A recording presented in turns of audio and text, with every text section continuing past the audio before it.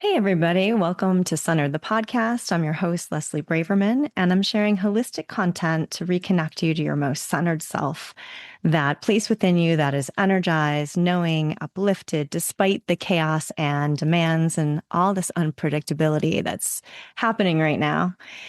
That centered spot is the place within you where you can become a portal of possibility. And this is being recorded during Valentine's week. And I want to tell you a little story to start. So, I used to teach at Western Washington University in Bellingham.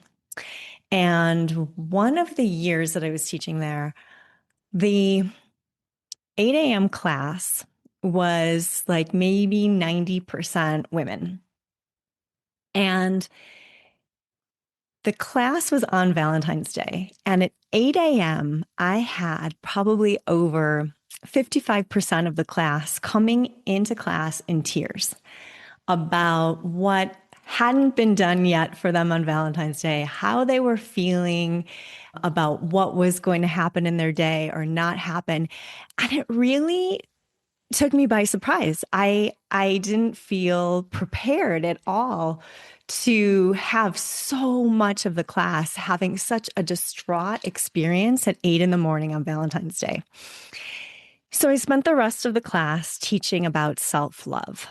And I found years and years later, where we are right now in our present, a lot of what has come to light is how much self-love is the beginning of every relationship. And so when we're looking to have that love filled outside of ourselves or from a source that's outside of us, there's always a sense of either disappointment or a lack of fulfillment or lack of satisfaction. And really learning how to work with your own heart space and your own mind and bring them into coherence to create a stronger connection to your own self-love is what I want to get into today. And of course, we're going to look at this from the physical and the metaphysical perspectives. So just a little like anatomical background about the heart. The heart is a battery. I love to think of it this way because we do need to recharge it by connecting to it and intentionally being present with it. But we'll get to that in a second. So let's go back to this idea. The heart is a battery and it generates electricity. And electricity requires media or medium to flow. And what our body uses is the nervous system.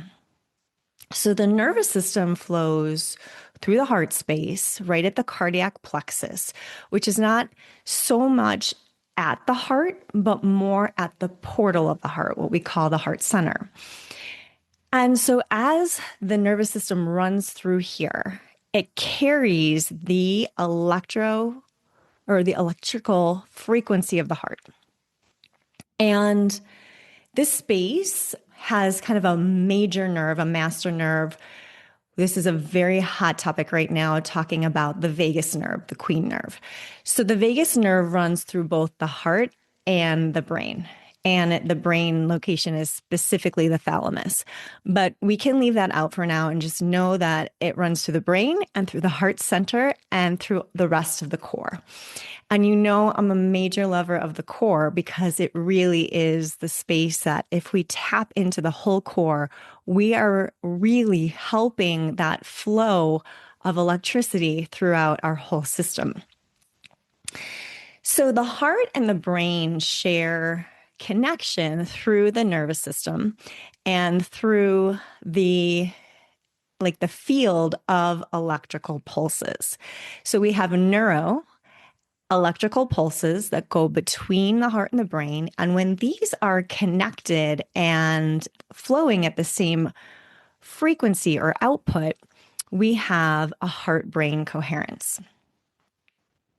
Why is this important? Because we are also metaphysical beings, and the metaphysical heart is where we say in our culture, follow your heart. The heart has its own wisdom. And when the brain is in a space of clear flow through these neuroelectrical impulses, we have the brain serving as an ally to the heart rather than the heart serving as an ally to the brain. So let's slide into this idea, this example of these amazing women who were in my class coming in tears about their Valentine's experience outside of themselves. When we look to have what's the concept in our culture and in our mind of love is an external experience. And in truth, what's happening is we're receiving a mirrored effect from the external of what the internal is experiencing. So the more we empower the space between the heart and the brain in this state of coherence, the more we start to access our own self-love. So the heart is a state of wisdom, and that wisdom is in the form of both knowledge, but also truth and boldness. And it is the space of gratitude and appreciation and love and fulfillment. So when we feel that and really intentionally go into the heart to experience it, we are helping to nourish and to nurture that battery of the heart. So the more that we're aware of those energies, which are the energies at the portal of the heart or the heart chakra, however you like to think of it, again, it's a state of the nervous system and the relay of these neuroelectrical impulses. So this is a very physical experience, but it's also a very metaphysical experience because the heart it's the seat of so much wisdom. And so for these ladies, what I taught them, again, the class was a mixed gender situation, but it really did get focused on the heart being the seat of compassion. So that heart space of really touching your own heart to physically nurture and feel into it and feel the energies of compassion and gratitude and appreciation. These are all different energies. They have all different frequencies, but they're all high frequencies. And the higher the frequency, the more aligned the heart becomes in expressing. And this is super important because then the brain can start to trust the heart that it will take it in good places, right? We can become more aware of thoughts than we can of the power of the heart. So really spending some time this Valentine's week or this month of February of accessing this portal or this corridor of self-love through the heart and knowing that you are remapping your neurological condition to receive more information from the heart through these neuroelectrical impulses that bring you into a state of coherence and higher frequency energy. So again, the states of higher frequency energy do not exist in the lower section of our metaphysical space, and we have to access them through the heart. That's where they come from. The lower spaces are about safety and stability, security, sensuality, and then we can bring that even higher and bring in our heart's wisdom for the mind to serve the heart rather than the heart to serve the mind, and all of the kind of antics it will bring in, the stories it will bring in. So generally, what I experienced when I started teaching this to the students, I taught it through the idea of bringing energy into your heart through touch, but I also brought it in through intention and celebrating yourself. I think one of the things that I'm seeing right now in the populations of middle school, high school, and then in the parenting population that I'm often connected to is there's still a lot of self-judgment and self-doubt. And all of this energy is kind of that lower frequency energy that brings us into this state of self-worth issues and not feeling worthy enough to receive more of our own heart love. Because the thing about the soul is, and I've said this before, the soul is your biggest cheerleader. The soul is so psyched about everything you do and everything you're learning. So why not celebrate? I have this belief of celebrating the everyday. And what better way to do it than celebrating love? So, some aligned actions for starting to step into the concept of the portal of the heart being a space of conscious awareness is using intention. So even just like for a couple breaths, taking your hands to your heart and breathing into the space to nourish it and create this moment, even if it's just a moment of heart brain coherence where the heart and the brain are connected through the strength and stability, right? These lower areas that give us this feeling of safety, and the nervous system starts to settle down, and you take this pause to just be grateful for your beating heart, for the life that you're living, for the opportunities that you have or have had, for those around you, the people who are really there in your life for you. There are so many different ways. And notice these are all states of gratitude, because gratitude is the door that opens up the heart space and opens the brain to allowing and believing in the power, truth, wisdom of the heart. And this is really why we say follow your heart, because your heart has, in a lot of ways, it has the vision, you guys. It has the knowledge to take you where you want to go. And it's the brain that says, oh, wait a second, we have this historical experience, or yeah, this experience that has created a story that will then, replay and replay and replay. But we have a clean slate every time as long as we trust the power of the portal of the heart. So take these aligned actions, see how they feel as you start to step into more and more of the power of the heart. You're taking back your own sovereignty and your own empowerment, and you start to need other people's input less. For example, there is a strong intuitive power that comes through the heart. This is the heart's wisdom, and it will always have like breadcrumbs. You'll always have breadcrumbs of the direction that you are meant to go with something. And those breadcrumbs will take you. But if you ask other people, those aren't their breadcrumbs. And so they might have a different perspective than what your heart is telling you. So part of empowering yourself and really taking your sovereignty and stepping into self-love is trusting that heart space. And being able to trust your heart space takes a lot of patience and a lot of boldness.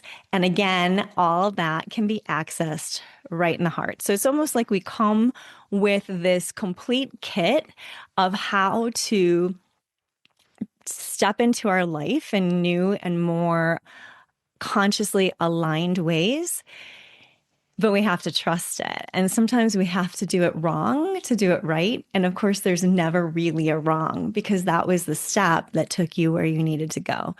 So I like to think of the story too. When I was sailing, I was on this boat and we had just some really, really awful weather. I mean, massive. It was like a couple degrees of wind away from a hurricane. And the boat was just smashed. I mean, she was so strong and we were all so strong, but there was a lot of repair to do. And some things were working really well, but the captain, the lead of the ship, was still just maxed out, super tense, overwhelmed. These are states we all know very well. And all of us were feeling that way. But there was this kind of collaborative group energy of gratitude for getting through the storm, for making it, for the boat having us, literally having our backs. And we were walking around with this state of extreme like hope and just there was just nothing left in the mind because we had been through such big stuff. All there was heart. And so just the relief and the gratitude and the joy that we expressed, just honestly, guys, it was just about being alive. And there's such a beauty and purity in that that sometimes we just have to step outside into nature and into a space where we can really step into the power of gratitude of the heart and letting that gratitude expand into all of the energies of the heart from appreciation and joy, fulfillment, just being so happy to be alive sometimes, the boldness that it takes or that we use to take us in a new direction, and then that truth and wisdom that help to fuel the mind with the right and aligned action that's unique to us. So the space of going from feeling like really tested or unfulfilled or unsafe and into the heart space is a journey, and it's a life journey of repeating lessons. And whether you do it out in the ocean on a boat or in the everyday, as most of us do, your soul is always taking you exactly where you need to go. And if you're listening to this message, it's an opportunity to say, all right, what are some moments in my life where I can connect more deeply to the heart space and allow that heart to fuel the conscious and coherent state of my brain and my heart? I hope you enjoyed this. Come back to it if you need the science and you need the emotional, spiritual, metaphysical portion to allow the brain to trust the heart, because sometimes it really is a matter of getting the brain on board more than anything else and keeping that portal of possibility. Have a great Valentine's week. And if that episode resonated with you and you'd like to go deeper into your healing journey, check out my newly released book, Centered: The Art of Living from Within, now available on Amazon. Or head over to centeredbyleslie.com to schedule a no-cost strategy session for wellness coaching, Ayurvedic therapies and herbal consults, back pain healing, and yoga. I'm looking forward to working with you.